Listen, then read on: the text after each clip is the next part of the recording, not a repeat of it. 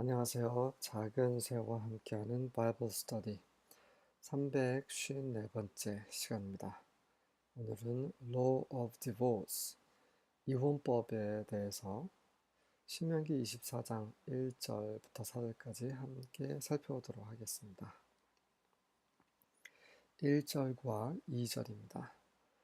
If a man marries a woman who becomes displeasing to him because he finds something indecent about her, 만약에 한 남자가 여인, 그 아내죠? 아내와 여인과 이제 결혼을 하는데, 그런데 이제 살다 보니 그 여자가, 그 아내가 그에게 이게 뭐 유쾌하지가 않아요. 왜냐하면 남편이 그녀에게 어떤 그 잘못을 발견했기 때문입니다. indecent, 해서는 안 되는 부적절한 걸 말하는 거죠. 네, 그게 뭐 여러분이 상상하는 것일 수도 있고요, 또 아닐 수도 있고. 어쨌든 간에 마음에 안 드는 것이 있어요. 그래서 이제 싫은 거예요. 그렇게 되면 and he writes her a certificate of divorce.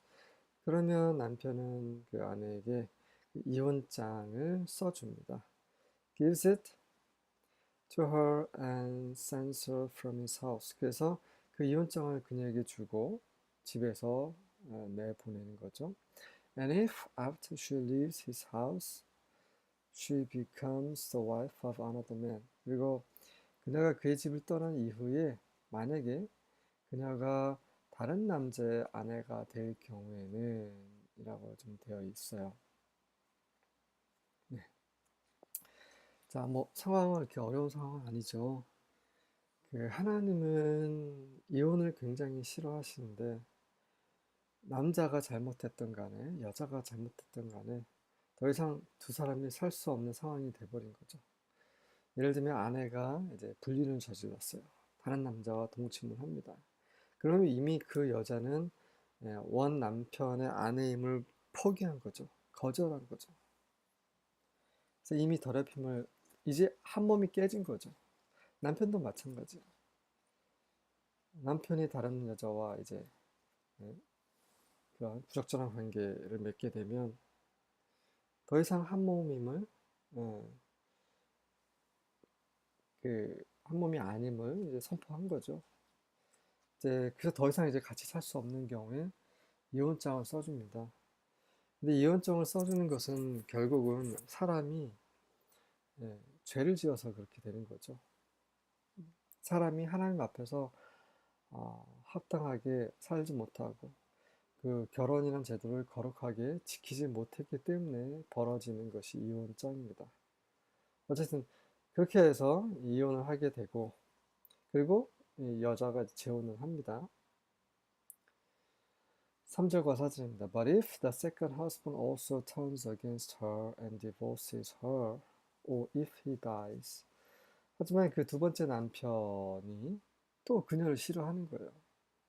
그래서 그녀와 이혼을 합니다. 아니면 그냥 사별하는 거죠. 그래서 이제 여자도 이제 이혼을 했거나 아니면 사별했거나 해서 홀몸이 됐습니다. The first husband may not marry her again. 그럴지라도 첫 번째 남편이 그녀와 다시 결혼할 수 없어요. 첫 번째 남편과 이혼을 했습니다. 그래서 그 아내는 그 여자는 다른 남자와 결혼할 수 있는 상태가 된 거예요. 그래서 다른 남자랑 재혼을 합니다. 근데 그 남자하고도 이혼을 하거나 아니면 사별을 해요. 자, 이제 이번에도 그 여자는 자유의 몸입니다. 그럴지라도 첫 번째 남편과 결혼할 수 없다라는 거죠. 그 이유에 대해서 뒤에 나옵니다. For she has been defiled. 이미 그녀는 더럽혀졌기 때문이죠. 이미 다른 남자의 여인이 되었기 때문에 더 이상 그녀와 결혼할 수 없는 거죠. That would be detestable to 예호와. 만약에 결혼하게 되면 그것은 여호와께 detestable, 가증스러운, 역겨운 것이 될 수 있는 거죠.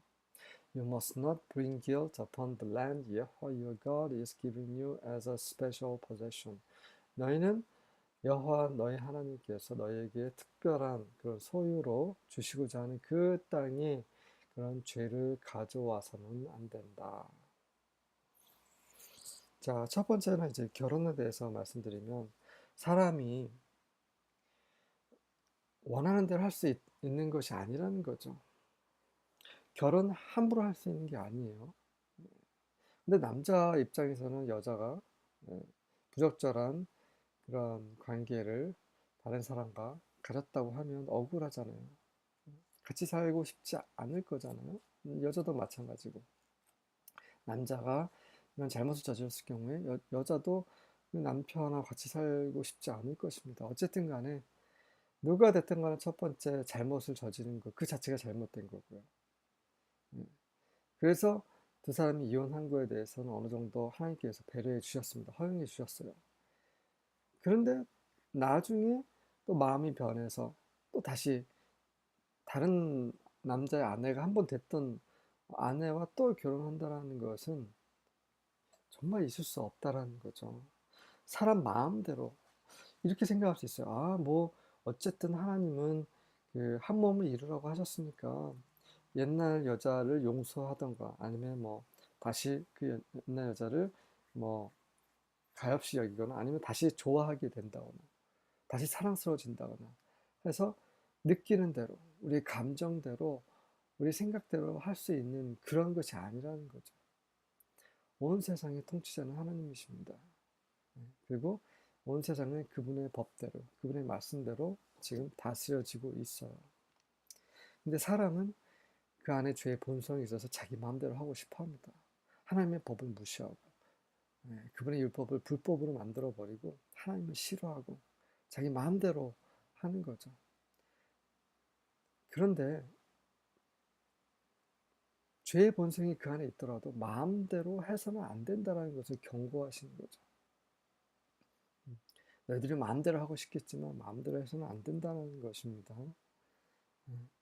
우리가 구원받고 이제는 자유의 몸이 됐으니 하나님은 어쨌든 예수님께서 피를 흘리셨으니 뭐 어떤 죄를 지어도 용서해 주실 거야 하면서 마음대로 행하는 사람들이 있어요. 저도 예전에 그런 생각, 그런 잘못된 생각을 했었습니다.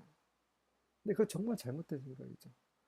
예수님께서 그분의 피로 우리를 구원하신 이유는 더 이상 죄의 종로로 하게 하지 않기 위함이신 거죠.